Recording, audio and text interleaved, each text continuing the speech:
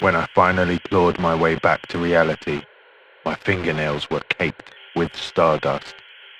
I don't remember leaving my apartment. I don't remember volunteering. But they told me I was gone for 12 days, and wherever I went, something followed me back.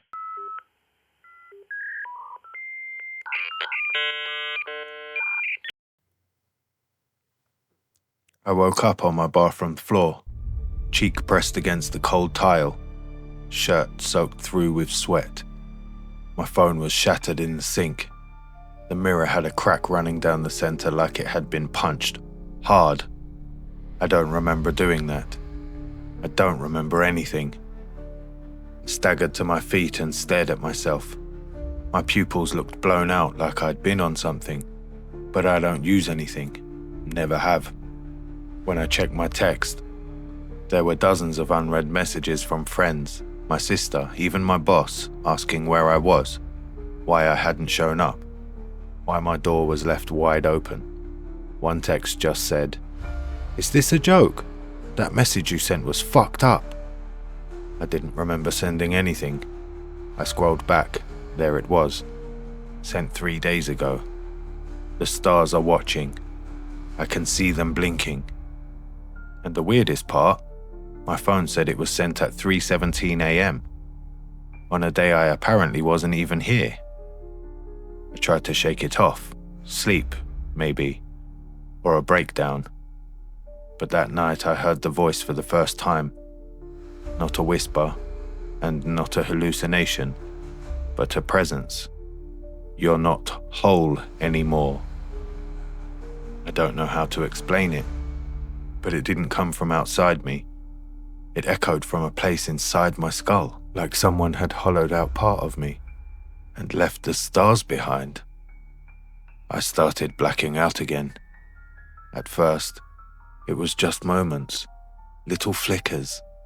I'd blink and suddenly be standing in the hallway or staring into an open fridge I don't remember walking to. I wrote it off as stress, maybe sleepwalking. Maybe my mind was protecting me from something. But then I found myself at the bus stop across town at 3 a.m. No shoes, no phone. Just standing there, watching the streetlight buzz and flicker like it was trying to speak in Morse code or something. And the worst part? I wasn't scared. I was calm. Comfortable, even. Like something else was scared for me. The next day, I noticed the scar behind my ear. Just a thin, clean line. I hadn't seen it before, and I would have. I shaved that side of my head.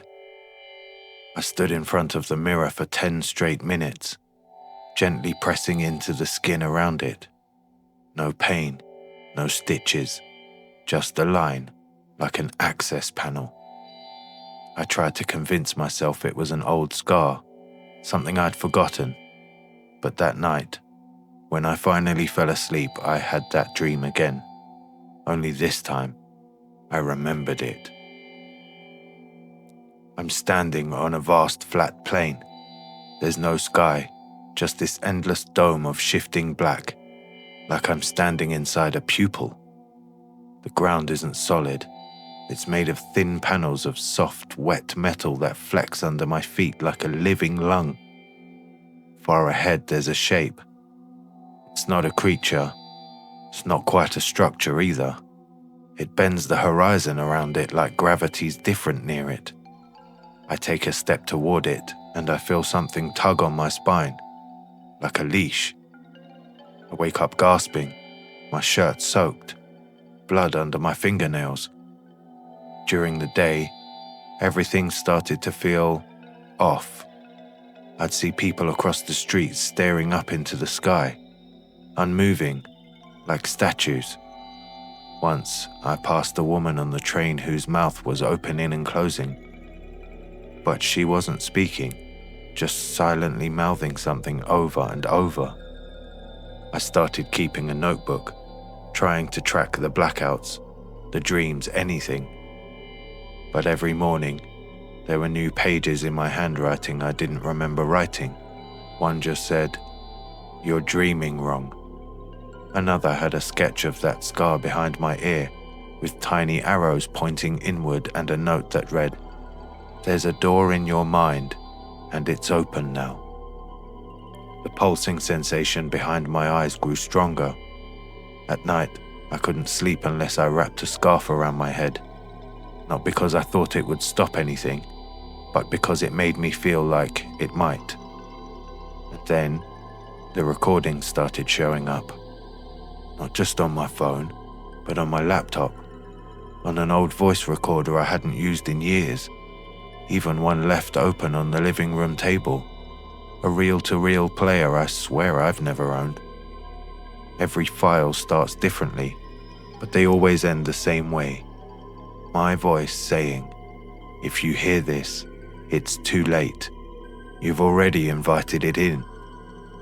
And the final straw, I caught myself smiling at the static on my TV, just sitting there in the dark, staring at the dead signal, and smiling like I was being spoken to, like something was feeding me answers through the white noise. I didn't feel afraid anymore. I just felt resigned, like I was remembering something I'd always known, something I was never meant to forget. I stopped leaving the apartment, not because I was afraid of what was outside, but because I was starting to lose track of what outside even meant. The windows didn't show my street anymore, just a sky that stretched too far, like the stars were closer than they should be.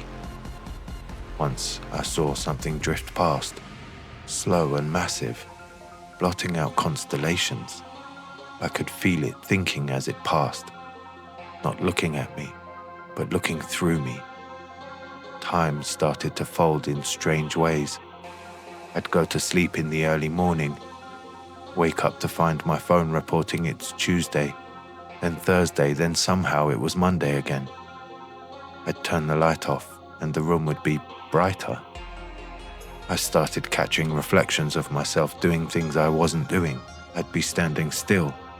My reflection would tilt its head or mouth words in reverse. Sometimes it smiled.